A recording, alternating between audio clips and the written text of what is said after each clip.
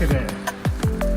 Yes. Hello guys, welcome back to the channel. Now today is going to be a little different to normal because this is my classic Mini Cooper. I've had it for over 15 years. It's been involved in a couple of bike videos. Air ride. Mine's remote control. Also got an e-bike with the same colour match, courtesy of Fat Creations.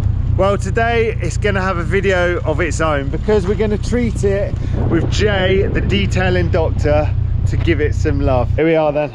We've left her in Jay's capable hands.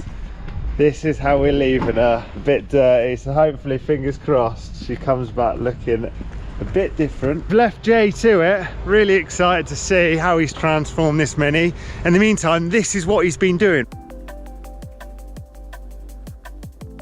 Special classic Mini. He's had it for 17 years and he's never really given it any love. We're going to give it a nice clean, good decontamination, followed by some machine polishing. How good we can actually get this paint. We won't know how bad it is until we get it under the lights inside to give it a good inspection then. For now, let's get it nice and clean. We'll start with a citrus pre-rinse. It's going to loosen any stubborn dirt on the paint. We're not using contact and dragging it around. It's also going to dislodge moss and things like that from within the seals, so we're not having to blast in there with the pressure washer. So on an old car like this, seals are not normally the best and you can end up with the car leaking. Next we're going to snow foam over the top of the pre-rinse. Not a lot of people know about this trick. Snow foam runs down and drags the dirt with it. So if you put it on top of the pre-rinse, it's like a double effect on the dirt.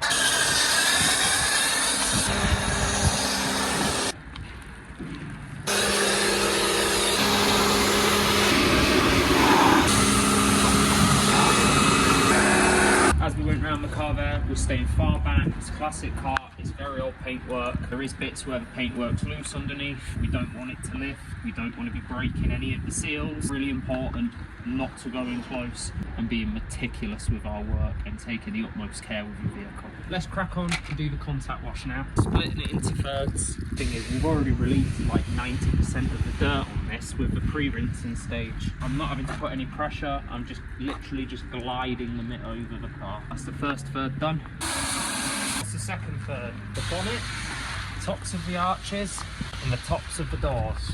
All the way to the back first, so you're not dragging dirt, and then flip it, boot, and we're going to go about halfway down.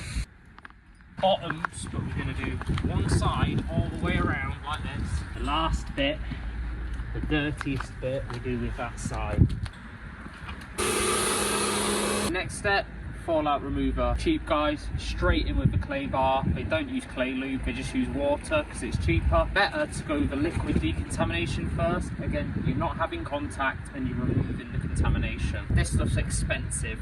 5 litres is like 65–70 pounds. This is why the cheaper guys don't use it. In my experience, it's the best way of doing it. Again, in the sunlight, we have to be a bit careful that it doesn't dry on the vehicle. So sometimes that means you've got to go twice with it because you can't let it dwell for as long as you might need to.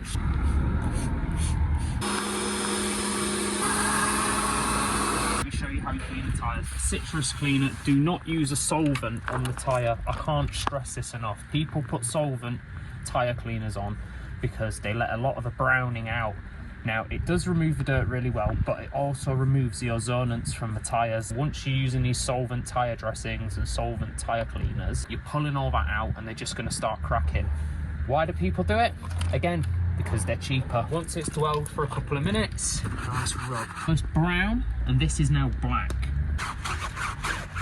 Tyre nice rub. You might see that it's black now rather than brown. We're just going to do a fallout remover, let it dwell, give them a scrub, and then rinse them off. Eating all the brakes. Use a drying aid, don't just go in with the drying towel. Fine spritz all over the car. I see people like scrubbing almost with a drying towel, just glide it over. There's no need to put any pressure on it all.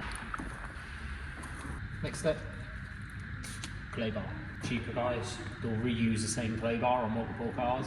Use a fresh one on every single car. Also, good clay lube helps. Don't buy clay lube branded as, it's really expensive. Just buy a 5 litre bottle of Carpro H2O, and it's like a concentrate. It's thick, like a liquid wax almost, and you're literally so much in a bottle and the rest water. It's designed to be diluted like that. As a business, I'm only just now starting to get through it, so as a consumer like yourself, they'll probably last you a lifetime. Lube up the panel, plenty on there. When you use the H2O, it's so cheap, you can afford to. I'm not putting any pressure on there, and we're just gonna go back and forth. You can feel the grittiness in it, and then after a while, you feel the grittiness has gone, and you hear how the noise has gone now. So that's how you know the contamination's gone. It's really important to do this step properly, because any contamination left in the paint is gonna get in your pad, and not only does it eat and destroy your pad, you're just going to induce more marring to the paint when you polish it. The cheap guys, they'll literally just get your clay bar next. That's not how it's done. There's no point doing it if you're not going to remove everything. Take our time, and we're going to do it properly. As you can see, this is a small car. Imagine going on a big car like this. It takes ages. This is where you start to keep an eye on your clay bar, because it starts to get a bit dirty like that. You basically just want to keep folding it in on itself, flatten it back out, which will get you a nice clean surface again to carry on with. Don't know if anyone just caught that, I just dropped the clay on the floor. Follow me, I'll show you what we do with this now. £10 clay bar in the bin. Why?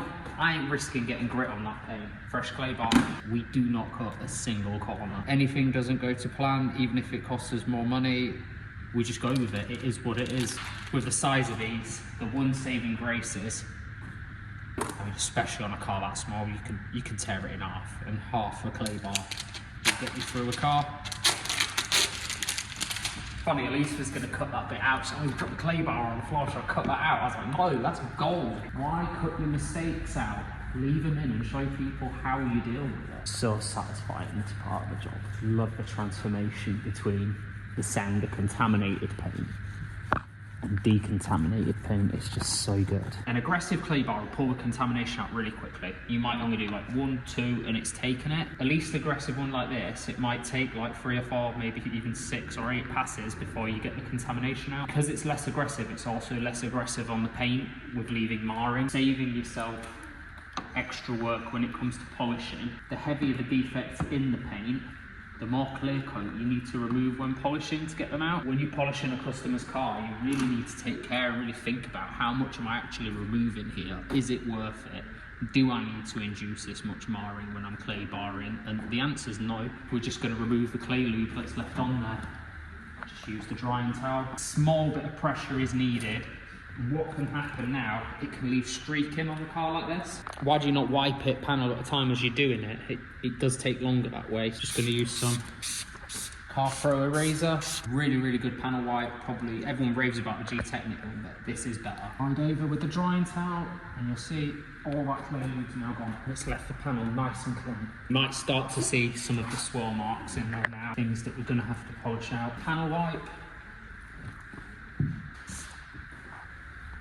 That drying towel, when I get down there, it's probably going to drag on the floor, and I don't want that to happen. When the car's wet and you're drying it, you need to use a drying towel, so you just got to be extra careful. These do cost quite a bit more than normal microfiber. Your normal microfiber's about between 25 and 50 pence a cloth. These ultra plush ones that we used are around £3 each. After I've done Ben's car today, these are going in the bin. Grill. I wonder if we can tidy that up later. I suspect we can. We're going to finish the cleaning of the wheels. Although we cleaned them outside, we never get them perfect. I mean, my brush was way too big for these wheels, if I'm honest. H2O detail spray, nice plush cloth.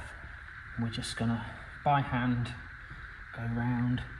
It just means we can get in around all the wheel bolts, because these are split rims. Swirl marks for abrasion, bad washing, things like that. There we go, very clear to see now. Big patch of abrasion here, lines coming straight across. It is quite severe.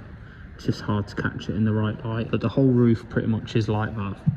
More the front than the back. You can just see how hologrammed it all is. I'm gonna crack on with the polishing. I'm just gonna put you on time lapse for that because it is a lengthy process.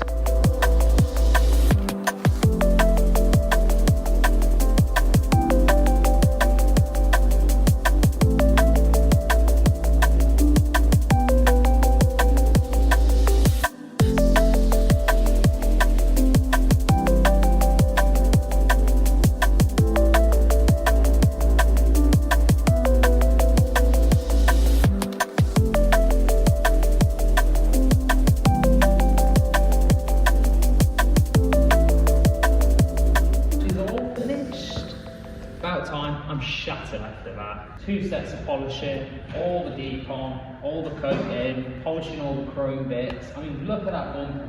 You could shave in there. Paintwork has come up absolutely beautiful. So glossy.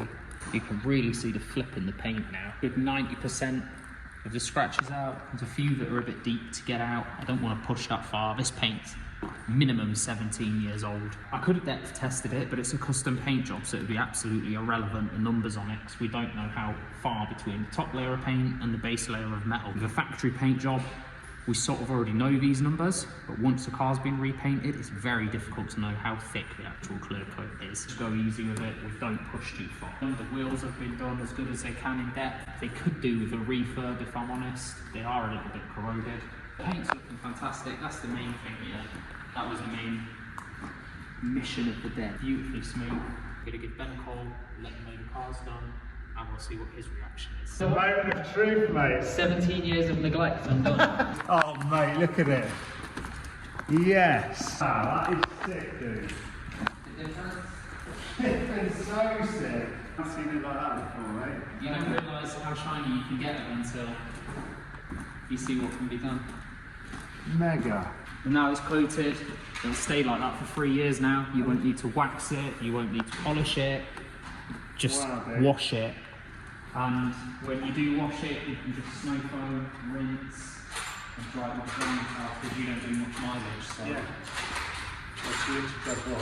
50 miles a year, the MOT and back. Jay's shown us, and look at this thing now. Unreal. So it looks nothing like when we brought it in. 16 years of neglect, sat in the garage. She is good to go. Anything to say, mate? Yeah, if you've got a barn find or a classic car and you live in Dorset or Hampshire, give us a call and we can work the same magic for you. Boom.